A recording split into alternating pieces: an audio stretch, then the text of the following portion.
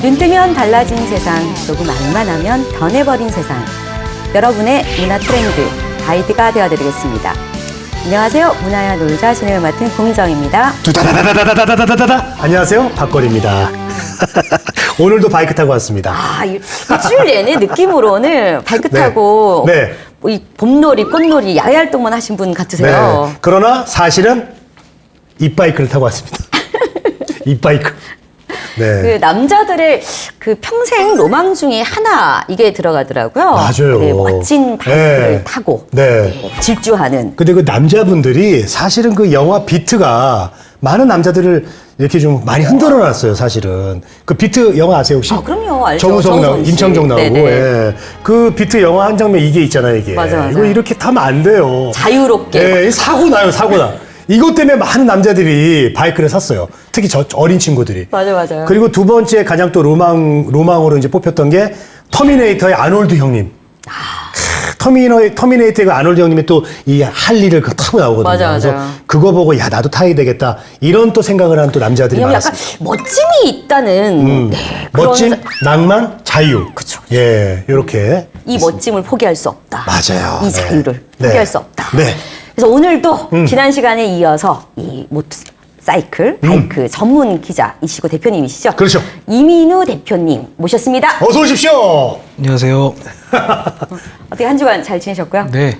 감사합니다. 오늘은 바이크로 오셨습니까? 차로 오셨습니까? 오늘은 제가 메이크업을 해서 자동차를 타고 왔습니다.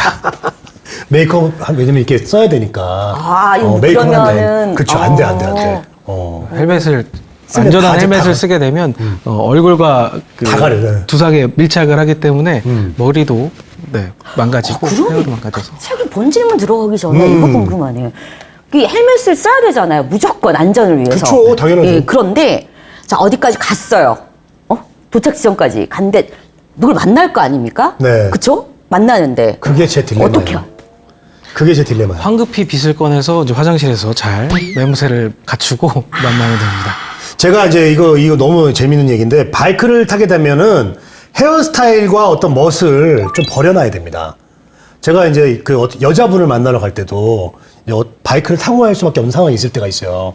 그러면은 이제 머리가 딱 벗는 순간, 헬멧을 벗는 순간 머리가 너무 눌려가지고 정말 이상하거든요. 그러면 화장실에 가가지고 빨리 좀 만집니다. 물을 묻힌 다음에 휴지로 닦아내고 왁스를 발라갖고 아무렇지도 않은 것처럼 딱 등장을 하죠. 그런 적 있죠? 맞습니다. 있으시대잖아요. 이것도 꼭 설명을 해줘야 되겠네요. 초보자들한테. 네.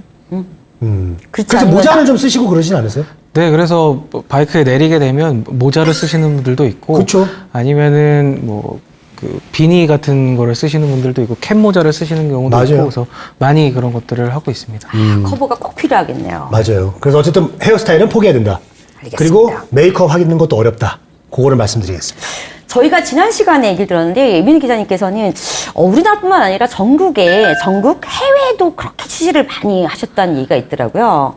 제가 개인적으로는 그 밀라노에 가는 걸 굉장히 좋아합니다. 와, 이탈리아! 네, 매년 11월에 이탈리아 밀라노에서 모터사이클 쇼가 열리는데요. 그게 전 세계에서 가장 큰 모터사이클 쇼에서 영향력이 큽니다. 거기에서 전 세계에 있는 브랜드, 물론 라이더 기어 브랜드까지 신제품들을 다 거기서 출시를 하거든요. 규모가 어느 정도 되나요? 코엑스 규모보다 더 큰 규모로 그 브랜드 공간들이 다 채워지거든요. 그럼 전 세계 이 제품이나 뭐 다 모이나요? 네, 이렇게? 그 모터사이클 산업에서 가장 큰 박람회라고 보면 됩니다. 예. 그게 매년 하는 거고요. 네, 예. 매년 하기 때문에 거기에 가서 신제품들 출시하는 것들을 독자들한테 빠른 시점에 알려드리려고 노력을 하고 있고, 그 외에도 이제 저희가 멀리까지 갔으니까 본 고장인 이탈리아에 있는 브랜드 본사 취재도 가고, 거기서 박물관을 간다거나 유럽의 유명한 고객길을 방문해서 이곳에 어떤 분들이 오는지 본다거나 그런 식의 기사들을 취재하고 있습니다. 그렇군요. 그러면은 이제 경비도 좀 많이 들 것 같고 미리미리 계획도 좀 세워야 되고 보통 가면 몇 분 정도 가십니까? 저희가 이번에 저희가 최근에 네. 코로나 팬데믹 현장에서도 저희가 열띤 취재 일기로 3명이서 갔었었거든요. 검사 같은 거 다 받고 가는데 힘들었어요. 격리되고? 네, 맞습니다. 그때는 다행히 격리가 없는 시점이어서 안전하게 잘 갔다 왔습니다. 그러면 그런 거 갈 때는 본인들 자비로 가세요? 우리나라에 한 5개 정도의 모터사이클 전문 미디어가 있거든요. 예. 그래서 각 미디어에서 각자의 방법으로 이제 취재를 갑니다. 아, 그래요. 그런데 취재를 가면 또 낭만적인 취재 대상이 있지 않겠습니까? 네? 낭만적인 취재 대상 당연히 모터사이클입니다. 네. 아니 사람 모터사이클 타는 네. 뭐 유명한 선수라든지. 밀라노 모터사이클 쇼에 가면 생각보다 금방 유명한 사람들을 만날 수가 있어요. 그 길에 그 모터사이클 박람회장에 되게 유명하신 분들이 왔다 갔다 하세요. 그러니까 모터사이클계에서 유명하신 분? 엄청 유명하신 분들. 네. 말하자면 이제 모터사이클계 BTS 같은 분들이 왔다 갔다 하시는 경우가 있어요. 그럼 그분을 알면 가서 사진 좀 찍어주세요. 그래서 같이 사진 찍을 수도 있고 합니다. 그럼 예를 들어서 이제 경주 대회 우승하는 분이라든가 네, 레전드라든가 맞습니다. 아니면 바이크 유명한 디자이너라든가 이런 정확합니다. 분들을 만나는 거예요? 정확합니다. 그러시구나. 아까 말씀하신 거 정확히 레이서들도 그 현장에서 인싸죠, 그분들이. 네, 만날 수 있고 그리고 디자이너들도 만날 수 있고 그렇습니다. 제일 유명한 분이 누구예요? 그 경주계에서.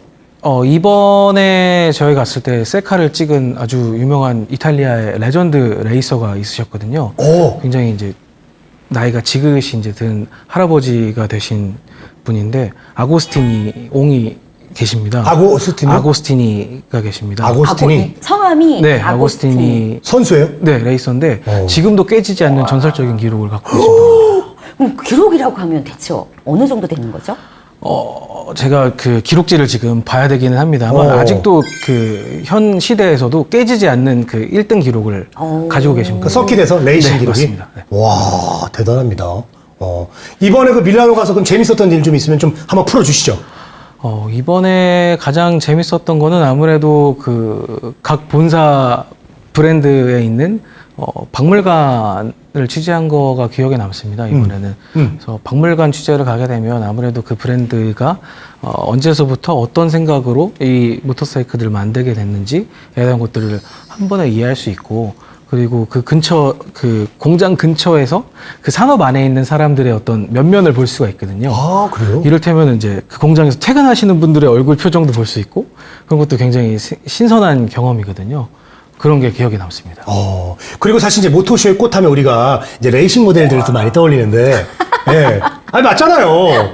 모토쇼의 꽃 아닙니까? 어떻습니까? 표정이 아주. 네, 우리 모델분들도 이렇게 있나요?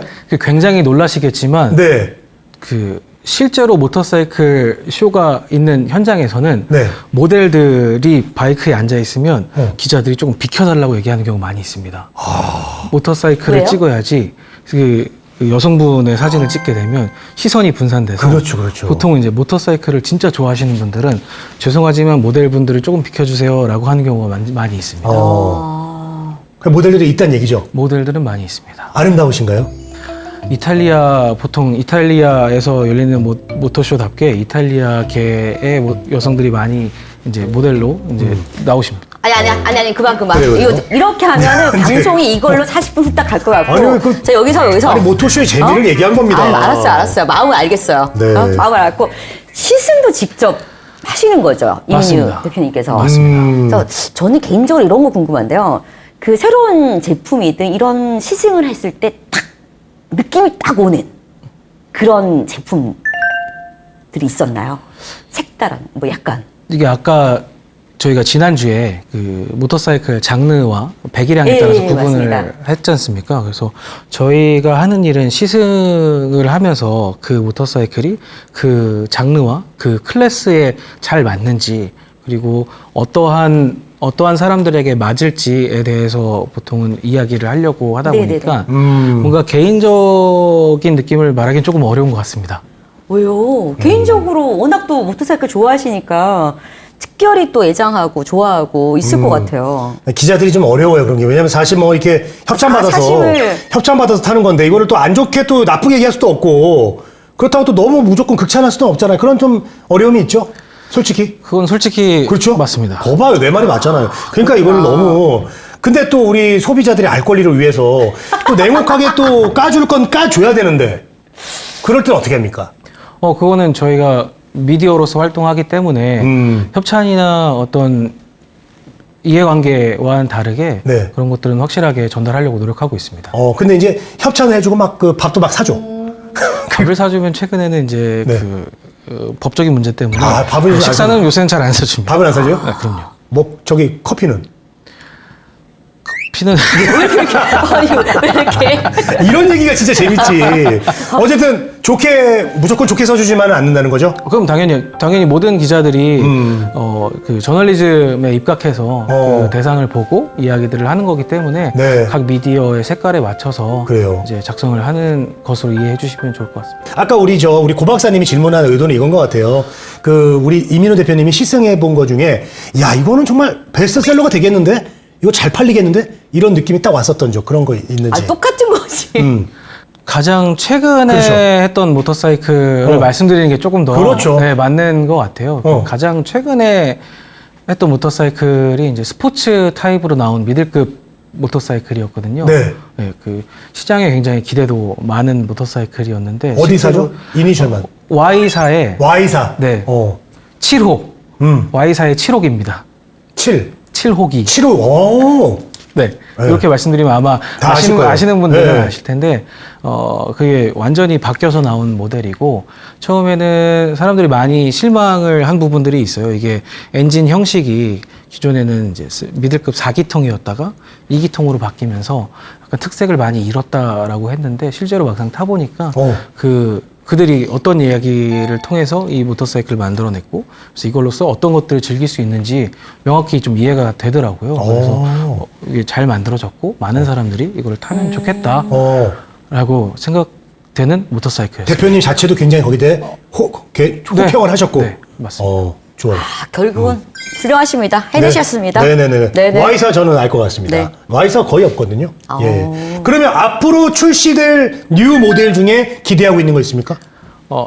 이거 아까 질문과 동일하게 네. 저희가 이번 주에 시승하는 모터사이클을 그거네요, 그러면? 얘기하면 좋을 것 같아요. 오. 이번 주에는 저희가 그 이탈리아 브랜드의 스포츠 모터사이클을 탑니다. 그게 아까 말씀드린 그 Y사의 7호기랑 이제 거의 비슷한 그 클래스의 모델인데요. 그럼 라이벌인가요? 라이벌이라고 하기에는 경쟁 모델까지는 아니고? 네, 배기량은 조금 더 높고 클래스도 조금 높긴 하지만 예. 비슷한 어떤 바운더리 안에서 생각해 볼 수 있는 모델이긴 하거든요. 하지만 이번에 시승하는 모델 같은 경우에는 이제 라이더 전자장비나 이런 것들이 더 많이 투입된 고급 모델이기 때문에 저희가 그것에 맞춰서 준비를 하려고 하고 있습니다. 그동안 되게 다양하게 그 로드무비처럼 투어를 많이 하셨을 것 같아요. 시승하시면서. 제일 기억나는 이런 그 투어 길이 있다면.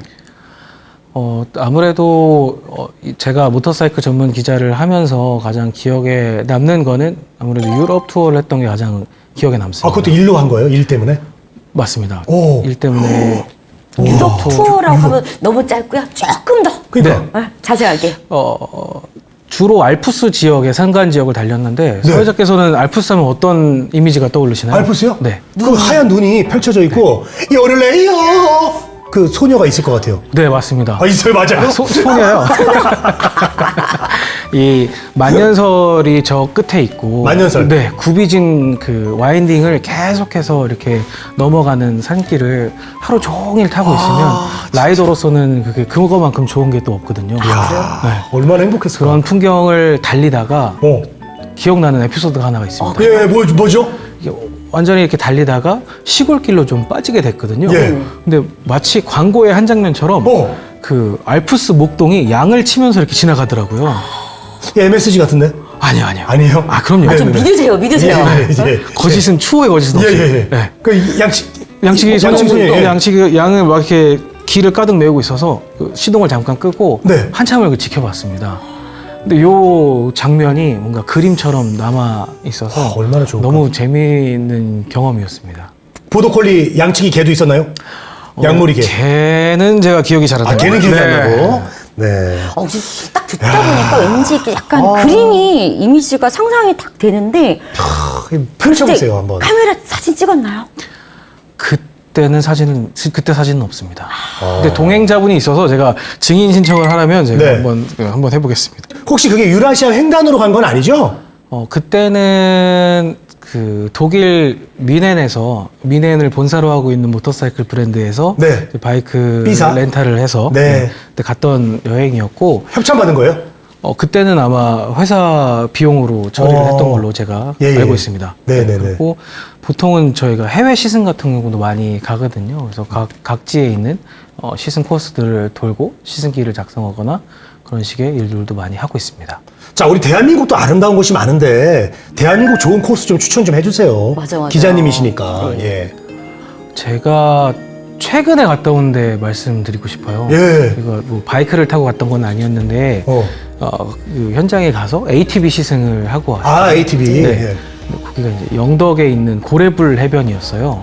고래불 해변이요. 고래불 적어놔요. 네. 적어놓으라고. 고래불 해변. 고래불 해변? 가는 길까지는 저희가 이제 가보지는 않아서 어떤지 모르겠지만 저희가 지도를 보니까 서울에서 고래불까지 용로로 온다고 생각을 해봤을 때 네. 꼬불꼬불 되는 길을 많이 볼 수 있겠더라고요. 그래서 거기를 지나서 그 해변에 왔을 때 그 탁 트인 풍경을 보면 어떨까라는 생각을 했고 네. 다음에는 이제 투어링 모터사이클을 가지고 투어 길을 작성하면 좋겠다라고 해서 저희 동료 기자들과 함께 그런 얘기들을 나눈 게 기억이 납니다. 그러면 이거 투어 길을 만드시잖아요. 이렇게 예를 들면 코스를 만들고 할 때 뭘 중심적으로 염두에 두고 만드세요? 아무래도 모터사이클을 타고 지나갈 때 재밌거나 혹은 모터사이클을 타고 갈 때 풍경이 좋거나 하는 것들을 많이 기본이죠. 보게 됩니다. 근데 이게 조금 자칫하면은 이 모터사이클 라이더들을 그쪽으로 이제 가라라고 하는 식의 것들이 될 수 있어서 지역사회에서 좋지 않게 보는 경우들이 종종 있어요. 근데 와서 뭐 맛집도 팔아주고 그러면 좋은 거죠. 좋기는 합니다만 네. 이게 종종 이제 어려운 부분이 좀 있어서 좀 말씀드리기가 좀 어렵습니다. 근데 이거를 이제 물어보는 것 같아요. 우리 고 박사님은 이제 바이크 라이더들이 이제 라이딩을 갈 때, 투어를 갈 때 이제 고려해서 코스를 어떻게 짜느냐인데 제가 볼 때는, 그러니까 제가 실제로 그렇게 하고 있기 때문에 지금 제 입장을 얘기를 해드리면은 일단 우리 대표님이 말씀하신 대로 좀 이제 곡선 주로가 많은 곳을 좀 선호해요. 그게 타는 재미가 있으니까 코너링을 되게 좋아하더라고요. 우리 라이더분들이. 그다음 두 번째, 주유소가 좀 있어야 되겠고 가는 길에. 그리고 맛집이 좀 있어야 되겠고 이런 것들이 빠지면은 좀 힘들거든요.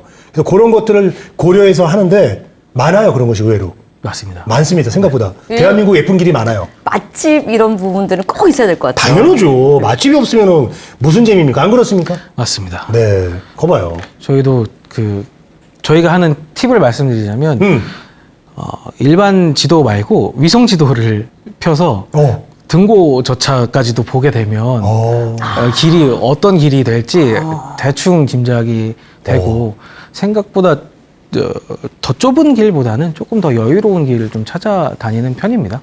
보통 몇 분 정도가 그렇게 투어를 하시나요? 인원 제한은 없으신가요? 없죠. 아니, 모르니까 다 하나하나 다 무슨 물어보는 이런 거지. 아니, 친한 사람이 3명이면 3명이서 가는 거고, 친한 사람이 10명이면 가는 거죠. 그래도 예를 들면 뭐 이런 부분에서 20명 이하로 가는 게 좋다. 너무 많이 가면은 뭐 위험할 수 있다. 도로에 그거는 사람들 다 나름이에요. 전문가한테 어떠세요? 말씀드리고 싶은 거는 적어도 혼자보다는 둘 셋이 조금 더 안전하다고 볼 수 있습니다. 네네. 이를테면은 돌발적인 상황에 대처할 때 혼자가 있을 때는 대처를 하지 못하는 경우가 많이 있는데 둘 또는 셋이 되면 그걸 어려움을 헤쳐서 나갈 수도 있고 맞아요. 혹은 커뮤니케이션이 되면 그것만의 어떤 재미도 있으니까 그런 소그룹 투어 하는 것도 좋을 것 같습니다. 자, 혼자 타는 게 왜 위험하냐면 실제로 있었던 일인데 시골 논두렁길에 혼자 바이크를 타고 가다 어떤 사람이 거기에 이제 꼬꾸라졌습니다. 근데 거기 사람이 많이 없으니까 몰라요. 그 어떻게 그러면 그 사람은 지금 어디가 부러진 상태에서 신고도 못하고 아무것도 못하고 누워있는 거예요. 근데 만약에 2명이었다면 1명이 당연히 조치를 했겠죠. 그래서 혼자 바이크 타는 건 굉장히 위험한 거예요, 좀.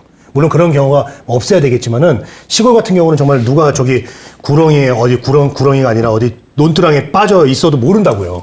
그래서 맞죠? 그런 경우 있지 않습니까? 극단적인 예인 것 네, 같긴 네. 합니다만 말씀하신 대로 혼자보다는 둘 또는 셋이 모터사이클 투어 할 때 가장 좋은 것 같습니다. 이건 제 개인적인 의견입니다. 네, 네. 네. 투어를 하는 것 자체가 목적이 아니라 서로 같이 갔던 사람들이 재미있게 이 즐거운 추억을 만드는 게 목적이 있다 보니까 그래서 몇 명이 적정 인원이 있지 않을까 이런 생각이 약간 들어서 여쭤본 거예요. 최근의 트렌드는 아까 말씀하신 것처럼 대규모로 이동하는 거를 지향하고 있고요.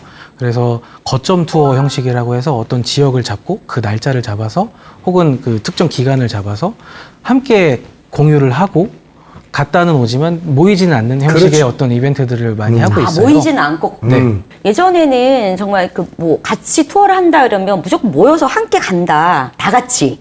같이 이동하고, 같이 쉬고, 같이 맛있는 거 먹고, 이런 게 여행이다라고 생각했는데, 지금 기자님 말씀으로는 거점 투어라고 하는 거는 정해진 시간, 정해진 날짜, 정해진 장소에 서로 부담 없이 아무 때나 왔다 갔다 하고 난 다음에 나는 1시간 전에 갔다 왔어.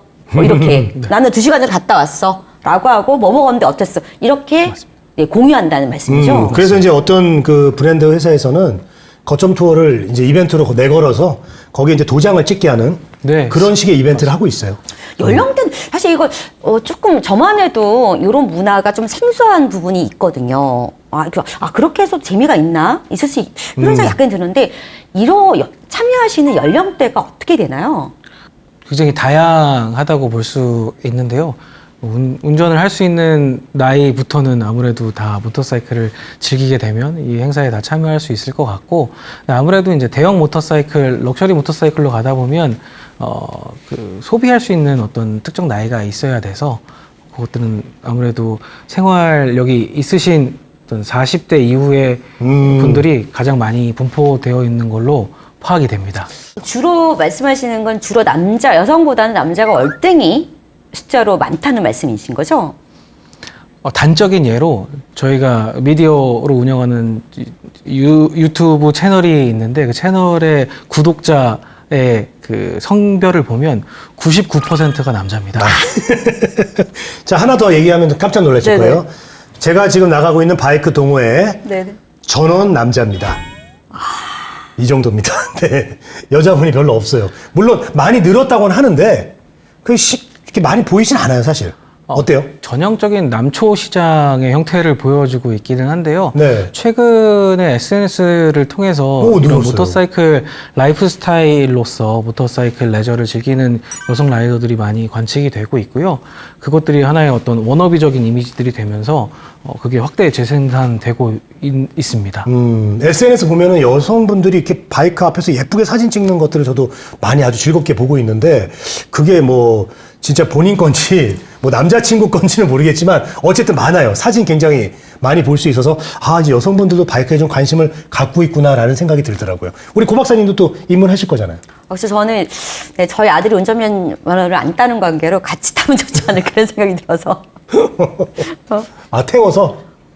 아니 서로 같이 공유하는 거죠. 그럼 좋죠. 네. 운전면허만 있어도 125cc 이하 스쿠터는 지금 당장 운전하실 수가 있습니다. 물론 이제 이민호 대표님 같은 분한테 좀 라이딩 스쿨을 좀 배워가지고 레슨을 좀 받으세요. 자동차를 또 젊은 친구인데 자동차를 별로 선호하지 않는 그런 분위기도 있더라고요.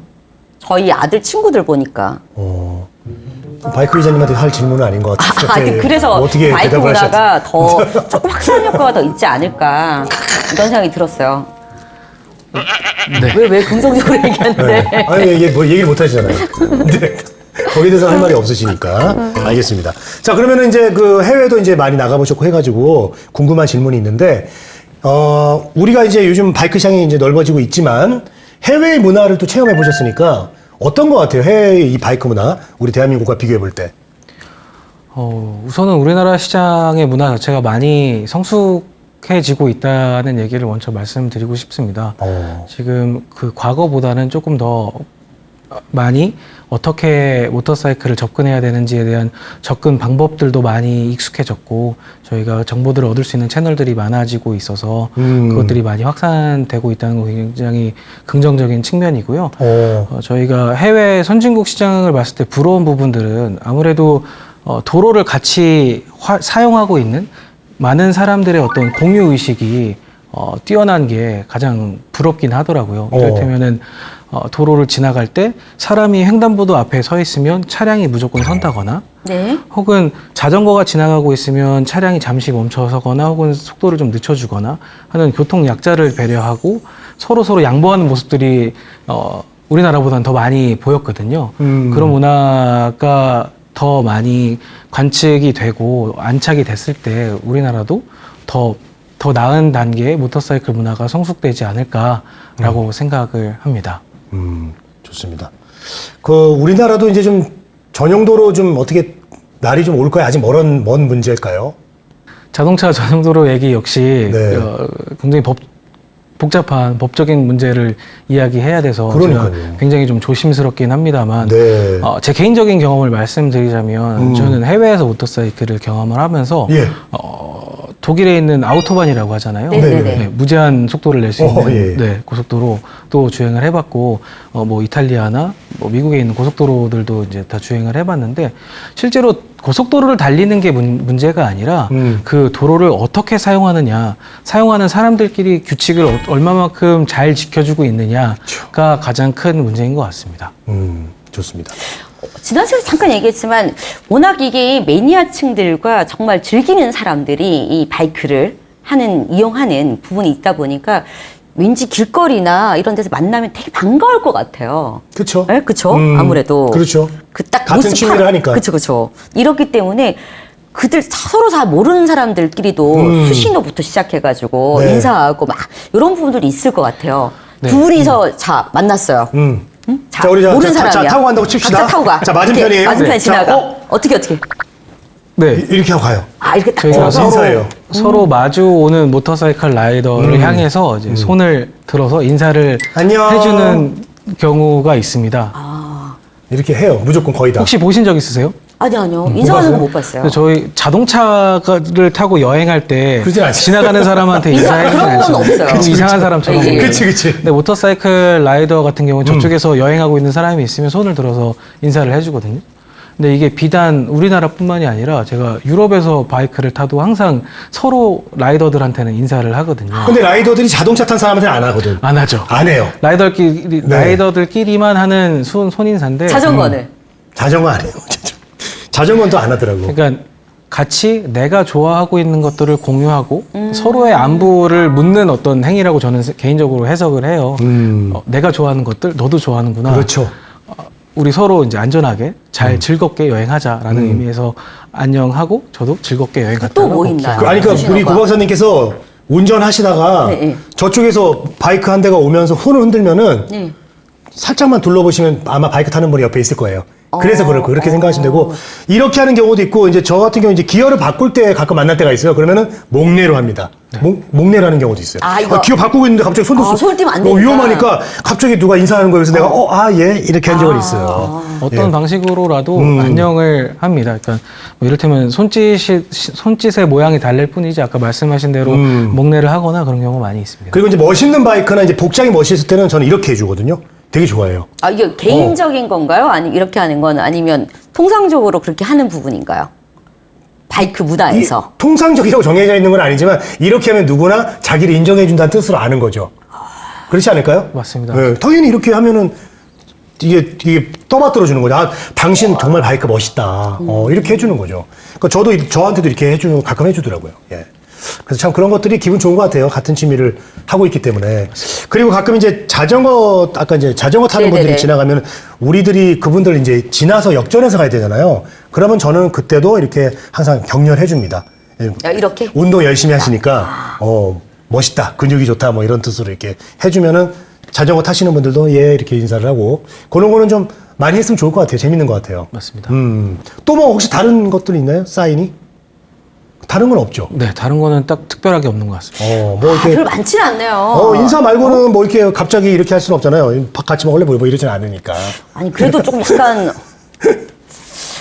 약간 또 재밌는 걸 개발하면 좋겠다. 왜냐하면 서로 소통하려고 하는 의지가 많으니까. 근데 저는 그게 굉장히 감동적인 일이라고 생각해요. 오. 그러니까 전 세계 어딜 가더라도 네. 바이크를 타는 사람들끼리 생면부지에 처음 만나는 사람인데도 서로의 안부를 묻는다는 행위 자체가 자동차를 타거나 혹은 딴 거를 했을 때는 알 수가 없는 이 행동이고 인사잖아요. 그런 것들을 경험한다는 것 자체가 모터사이클 라이더로서는 굉장히 그쵸. 행복한 경험인 것 같습니다. 네. 우리가 지금 그 모터사이클, 이 바이크 가지고 안전에 대해서도 얘기하고 레저에 대해서 얘기를 하는데, 자, 레저를 즐기는, 여가생활과 레저를 즐기는 방법도 굉장히 좀 다양하지 않을까 이런 생각이 들거든요. 어떤 방법으로 이 모터사이클 레저를 즐기고 있는지 소개를 부탁드릴게요. 아까 저희가 그 모터사이클 장르에 대한 이야기를 많이 나눴잖아요. 그래서 모터사이클 장르에 맞는 장르에 맞게 즐기는 방법들을 모터사이클 브랜드에서 각각 제시하고 있습니다. 그래서 저희가 스포츠 모터사이클을 예를 들면, 제가 예를 들면서 이 레이스 모터사이클의 이미지를 떠올려 보시면 좋겠다라고 말씀드렸잖아요. 그런 것처럼 스포츠 바이크를 극도로 즐기기 위해서는 제한된 환경에서 즐기는 게 가장 중요하고, 그게 가장 안전한 방법입니다.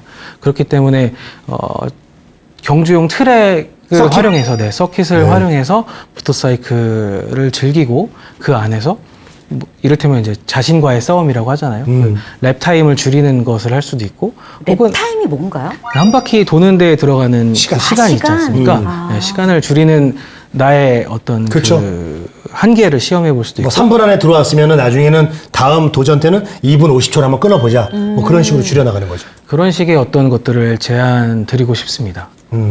그리고 또 뭐 뭐가- 어드벤처 타시는 분은 이제 뭐 요즘은 캠핑장 또 이게 가서 노는 게 굉장히 그렇죠. 사람들이 좋아하거든요. 보니까 캠핑을 많이 한다라고 하더라고요. 젊은 친구들 모터캠 인기가 사이에서. 어때요? 아까 말씀해 주신 것처럼 모터 캠핑에 대한 굉장한 니즈가 요새는 많이 있고, 최근 캠핑 시장도 굉장히 성장을 커지고 했잖아요. 있죠. 네. 그런 것들 때문에 모터사이클을 타고 가서 거기 안에서 캠프를 꾸미는 것을 이제 모터 캠핑이라고 하는데, 그런 형태뿐만이 아니라 그것을 가지고 조금 더 오지를 탐험한다거나 조금 더 사람들이 가지 않는 곳에 가서 캠핑을 한다거나 하는 것들을 많이 이제 볼 수 있거든요. 그런 식의 것들이 아마 앞으로는 조금 더 확장이 되지 않을까라고 개인적으로 생각하고 있습니다. 그리고 이제 크루저를 타시는 분들이나 이제 스쿠터 중에서도 조금 약간 CC가 높은 스쿠터도 있잖아요. 빅 스쿠터라고 그러잖아요. 이제 그런 거 타시는 분들은 저는 이제 라이더 카페 같은 데 가서 시간 보내고 즐기는 것도 좋은 것 같아요. 요즘 많이 늘었죠. 서울 시내와 경기권 일대에서 굉장히 모터사이클 라이프를 즐길 수 있는 모터사이클 라이더 전용 카페들이 많이 생겨나고 있습니다.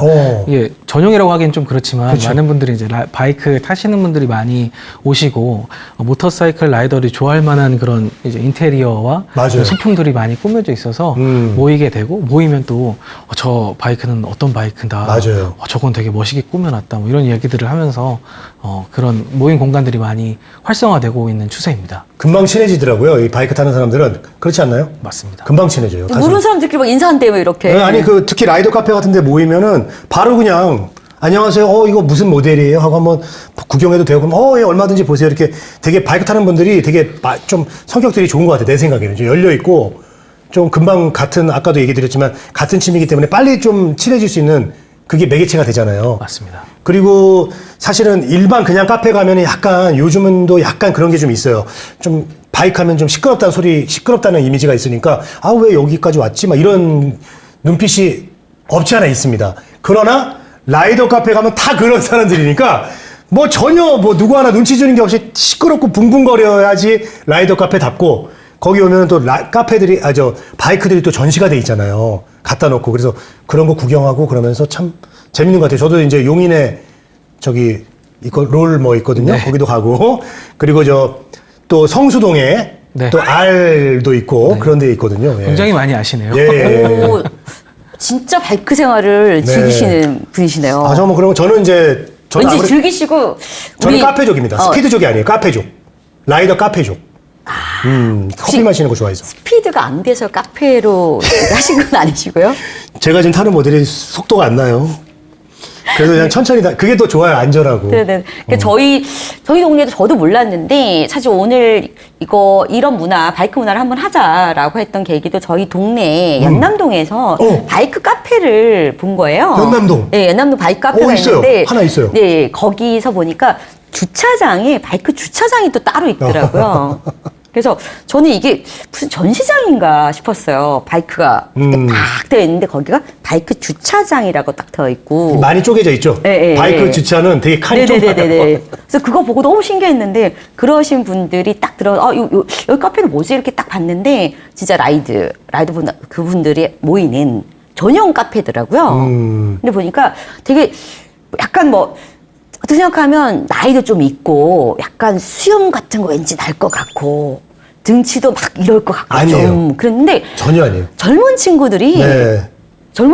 정말 거기 모여가지고 별 대화 없이 너무 조용하게 소곤소곤 얘기하면서 깜짝 놀랐어요, 진짜. 요즘 보니까 멋쟁이 젊은 분들이 많은 것 같아요. 특히 이제 패션에 굉장히 신경 많이 쓰고 특히 레트로라고 그러죠. 클래식 바이크를 예쁘게 이렇게 해서 타는 분들이 많은데 그런 것도 많이 어떻게 생각하세요? 그런 거는 우리 대표님? 레트로 모터사이클 문화 같은 경우에는 최근 한 근 10년 동안에 가장 핫한 키워드 중에 하나이기도 해요. 맞아요. 그래서 일상적으로 즐길 수 있기 때문에 모터사이클 초심자부터 이제 베테랑 라이더들까지 모두 다 좋아하는 장르고요. 가장 현실에서 제 일상에서 멋을 내면서 탈 수 있는 장르이기 때문에 가장 인기가 있는 장르입니다. 구체적으로 뭘까요? 레트로 모터사이클이라고 하는 게. 레트로의 의미가 이제 약간, 고전적인 네네네. 어떤 뜻이 있잖아요. 네네네. 그렇기 때문에 이제 한 7, 80년대에서 90년대까지 출시됐던 모터사이클의 형태를 띠고 있는 바이크가 있습니다. 그런 형태, 되게 고전적인, 저희가 모터사이클이라고 생각하면 딱 떠오르는 모터사이클이 어떤 것인가요? 어떤 이미지가 생각나세요? 저는 약간 이렇게 숙이고 이런 거 말고요. 약간 웅장하게, 거창하게 이렇게 딱 해가지고. 우리 고 박사님의 아메리칸 스타일이 가장 먼저 생각이 나는 것 같아요. 네. 아놀드 형님. 네. 네, 아무래도 이게 형태적으로 제가 말로 설명하기 좀 한계가 있습니다만, 연료 탱크와 헤드라이트가 이제 동글동글하게 옛날 형태로 되어 그렇지. 있고, 시트랑 이제 앞뒤 바퀴도 옛날 스타일로 만들어진 것을 레트로 모터사이클. 이렇게 생각하면 될 것 같아요. 2차 세계대전에 이제 군용 바이크. 네, 그런 형태. 약간 그런 느낌도 생각하면은 또 옆에 이렇게 사이드카 있고 그런 것도 이제 그게 없다고 생각하시면 돼요. 그게 없는 거죠. 우리나라는 사이드 이게 불법이죠? 그건 확인 한번 해봐야 되겠습니다. 근데 제가 알기로는 그 사이드카 달려 있는 게 우랄 바이크처럼 원래 돼 있는 거는 불법이 아닌데 와서 다는 거는 불법이라고 저는 그렇게 알고 있어요. 제가 뭐 법령을 아직 달달 외우지는 못해서 네네네네. 말씀드리긴 어렵습니다. 네, 레트로 하니까 생각이 나요. 말씀드린 것처럼 그 사이드카가 순정으로 나와 있는 경우도 있고 아까 말씀하신 네, 그 부착하는 것도 브랜드 가 있습니다. 맞습니다. 그리고 재밌어요. 지난 시간에 우리가 이 안전에 대해서 뭐 의상 뭐 이런 얘기도 했단 말이에요. 그래서 이게 중요하다는 건 알겠는데 왜 많은 사람들이 이런 안전, 이런 전용 자켓을 입지 않은 걸까요? 일단은 초심자들 같은 경우에는 아무래도 비용적인 문제 때문에 혹은 그것이 스타일이 맞지 않아서 접근하기 좀 어려워하는 것 같더라고요. 제 주변 사례를 보니까. 아무래도 라이딩 기어 같은 경우에는 특수 소재가 많이 들어가고 내 마모성을 높인 소재나 혹은 내 발연성을 이제 불에 붙지 않게끔 만든다거나 혹은 그런 특수 소재들이 많이 이제 작용이 하기 때문에 금액이 올라갈 수밖에 없고 제작이 대량으로 생산되지 않기 때문에 금액이 높을 수밖에 없거든요. 그럼 오늘 이 쓰고 있는 지난 시간에 지적질 당했죠? 자, 안전하지 않다? 하지만 저는 예쁘다고 생각하는 이 정도는 얼마씩 하나요? 그건 제가 구매한 게 아니라서 잘 모르겠습니다. 얼마인가요, 진짜? 그건 저한테 물어봐야죠. 맞아. 이거는 이제 한 20만 원 정도 하거든요. 20만 원 정도인데 만만치 이거는 않다. 진짜 아까 저번 시간에도 말씀드렸지만 안전하진 않아요. 이게 그냥 동네 마실용이에요. 규격에 맞지 않은 헬멧이라고 다시 한번 말씀을 드리면 좋을 것 같고요. 지금 현재 나오고 있는 헬멧 같은 경우도 물론 10만 원대부터 100만 원대까지 다양하게 존재를 그렇죠. 하는데 아무래도 라이딩 기어 같은 경우에는 비싸면 비쌀수록 보호 성능을 많이 끌어올린 것들이 대체적으로 많기 때문에 네. 자기 안전을 위해서라도 그런 부분들을 많이 체크를 하고 선택을 하시면 좋을 것 같습니다. 근데 모양도 모양이지만은 제가 지난 시간과 이번 시간 우리 이민우 대표님하고 얘기를 나누면서 느낀 게 저는 속도를 내지 않고 가까운 데 위주로 가니까 옷을 그냥 편하게 입었단 말이에요. 네네네. 근데 얼마 전에 이제 제 친구가 사고가 났거든요. 그래서 그걸 보고 또 오늘 대표님 얘기 들으면서 아무리 가까운 거리 잠깐 타더라도 복장만큼은 나를 위해서 내 안전 그리고 내 가족을 위해서라도 갖춰서 좀 입어야 되겠다. 귀찮더라도. 그런 생각이 좀 들었어요. 그리고 이게 취미생활로 요즘 많이 하잖아요. 레저 이렇게 하는데 가장 또 주의할 점이 뭐냐 그러면 결혼하신 분들은 뭐냐면 네. 또 그 남편, 내 배우자 혼자서 거기 팍 빠져 있는 걸 되게 싫어하거든요. 그래서 제가 듣기로는 같이 빠져요, 그러면. 좋다. 그래서 그 아내분께서도 바이크를 좋아하신다는 얘기가 있는데 맞나요? 대표님 어때요? 지금은 거부감은 없는 상태라고 말씀을 드리고 싶습니다. 네. 그게 많은 분들이 모터사이클을 처음 이제 가족들을 설득해야 될 때 굉장히 어려움을 많이 겪으시는데 모터사이클을 처음에 잘 안내를 하고 이것은 조금 더 다른 식의 탈 것이지 이게 특별하게 어떤 모터사이클을 처음 안내할 때 조금 더 안전하게 동승자가 탈 수 있게끔 안내해 주는 게 가장 중요한 것 같아요. 이를테면 모터사이클을 처음 타게 되면 모터사이클을 어떻게 움직이는지에 대해서 잘 모르는 경우가 많거든요. 자동차 같은 경우에는 저희가 옆에서 가만히 앉아 있기만 하면 되는데 네. 모터사이클 같은 경우에는 차가 이제 오른쪽으로 돌면 같이 몸도 같이 돌게 움직여줘. 되는데 이 경우에 이것을 인지하지 못하고 처음 타게 되면 몸이 기우는데 뻣뻣하죠. 이상하니까 반대쪽으로 이렇게 기울면 맞아. 라이더도 힘들고. 무섭고 뒤에 동승자도 무섭고 하는 되게 이상한 경험을 하게 되거든요. 맞아요. 그럴 때 처음부터 모터사이클은 이렇고 저렇고 안내를 잘 하면서 이게 위험하지 않은 거다라고 네. 이제 잘 이야기를 해주는 작업이 우선되는 게 좋을 것 같고요. 그리고 좋은 경험부터 조금씩 채워가는 게 중요한 것 같습니다. 네. 이를테면 처음부터 멀리 가는 것이 아니라 가까운 아까 말씀하신 카페에 가볼래? 동네 해서 근처? 네, 날씨 좋은 날 가볍게 카페를 가서 즐겁게 시간을 보내고 오는 것부터 조금씩 쌓아간다면 나중에는 모터사이클을 타고 더 멀리 갈 수 있는 여행을 꿈꿀 수도 있을 것 같습니다. 지금 아내분이 지금은 잘 탑니까, 뒤에? 지금은 거부감 없이 잘 탑니다. 노력. 축하를 좀 해드려야겠네, 축하를. 근데 요즘 그 워라밸이라 갖고 일과 이런 그 여가 생활 이런 밸런스, 삶의 가치 밸런스를 되게 중요시하면서 사실은 이 모터사이클 이것도 여가 생활로 좀 뜨고 있는 문화이기도 한데요. 어떤 분들한테 적극적으로 추천을 해드리고 싶은가요? 그래요. 특정 대상을 말씀드리기가 굉장히 어려운 부분이 있습니다. 네네. 근데 아까도 저희가 여러 번 말씀드렸지만 결국에 시작하는 게 굉장히 중요한 탈 것이라고 생각을 해요. 조금만 타 본다면 결국에 이것이 그렇게 위험하지 않고 안전하게만 즐긴다면 더 많은 경험들을 열어줄 수 있는 어떤 운송수단이자 도구 그리고 레저 수단으로서 다가올 수 있거든요. 그렇기 때문에 너무 무서워하지 않으시고 조금씩 마음을 열고 한번 타보셔라 라고 말씀드리고 싶습니다. 요즘 젊은 직장인 분들이 이제 그 서울에 이제 워낙 차가 많이 막히니까 출퇴근용으로 조그만 거를 타갖고 예를 들면 거기는 전기 스쿠터도 들어갈 수 있거든요. 그렇게 해서 이제 사용하시는 분들이 많이 늘고 있더라고요. 그건 어떻게 생각하고 계신지?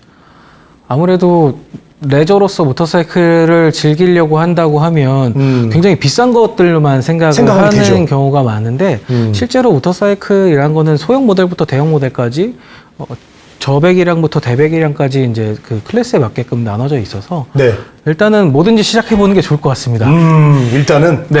저희가 지금 시간 훌쩍 지났는데요. 마지막으로 그 이 모터사이클 이 라이더이면서 또 전문 기자인데 우리 대표님께 이 모터사이클은 뭔지 정의 한마디만 부탁드릴게요. 그래 모터사이클은 이런 것이다. 제가 감히 모터사이클은 이런 것이다라고 한마디 정의하기는 좀 어렵습니다만 모터사이클은 재밌는 탈 것이다라고 말씀을 드리고 싶어요. 네. 이게 아무래도 우리나라에서는 위험하다는 이야기들이 많이 있고 여러 가지 어려움이 많이 있지만 그럼에도 불구하고 한번 경험하게 되면 이게 또 다른 재미가 있는 탈 것이거든요. 그래서 일상에서부터 레저까지 여러 것들을 즐길 수 있는 탈 것이다 보니까 굉장히 활용도가 높고 유용한 탈 것입니다. 이를테면 자동차 같은 경우에는 어떤 목적지까지 가는데 그 시간을 다 쓴다고 하면 모터사이클은 집에서 나오는 순간부터 목적지에 도착하는 순간까지가 모든 게 다 여행이거든요. 그래서 이것들을 함께 다 즐길 수 있는 어떤 그 운송 수단, 재미있는 운송 수단으로 말씀을 드리고 싶습니다. 네. 네, 오늘은 모터사이클의 전문 기자, 모토이슈의 이민우 대표님과 바이크에 대해서 얘기를 나눴는데, 자, 그동안 우리가 좀 오토바이에 대해서 생각했던 편견도 좀 깰 수 있었고, 조일라이드, 재미있는 탈 것으로서 바이크의 매력도 느낄 수 있는 시간이었습니다. 네. 알찬 시간 오늘 이렇게 마치고요. 저희는 다음 시간에 여러분 찾아뵙겠습니다. 문화야, 놀자!